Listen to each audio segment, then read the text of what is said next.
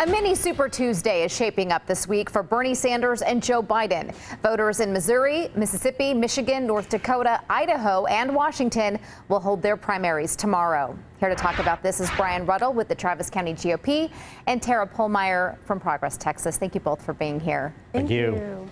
Tara, Bernie Sanders says he expects to win Michigan and will not drop out if Biden wins. Should he if voters don't back him in Michigan? That is really up to the campaign. You know, what we saw here in Texas is that Bernie Sanders and Joe Biden were neck and neck, and I think this race is still too close to call at this point.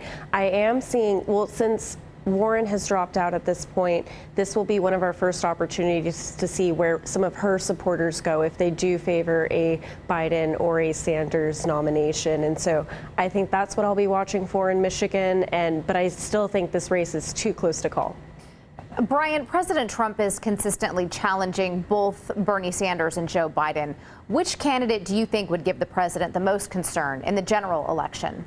Well, Joe Biden is a known commodity to many middle-of-the-road voters, individuals who live in the swing states that Trump needs to fight very hard in. But, you know, we're really lucky that Joe Biden, if he gets the nomination, will be on the ticket because every time he opens his mouth, he's prone to more gaffes. He will allow Trump to just exploit, you know, his failed record as senator and vice president. Tara, what are your thoughts? Who is the better candidate to go up against Trump, Bernie or Biden? I think either candidate here will give Trump a run for his money in Texas. I know that progressive Texans across the state are building their political power in their communities, and they will be able to demonstrate that power when they get out and cast their ballots in November. What we are seeing in Texas is that progressive values have become mainstream values, and we know that a majority of Texans support access to affordable health care, protecting voting rights, and preserving our environment. Democrats are the only party that are fighting for these values and fighting for solutions for these problems that we face on an everyday basis here in our state. And any Democrat that wins the nomination through this process will be a welcome change to the incompetence and hate that is coming out of the White House right now. Brian, what is your response to that? Well, you know, if progressives in Texas are looking for solutions, they should go back to California, you know, where they're fleeing the state in droves to come to Texas. Look, these progressive policies have not worked.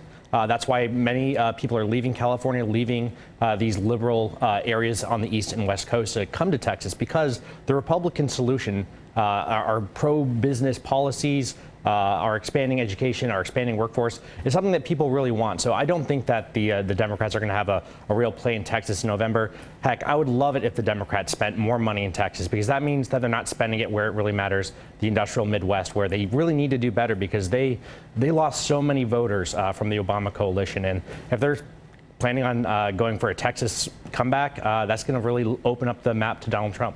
Tara, let's go back to tomorrow's primaries. How do you see them going for the Democratic candidates?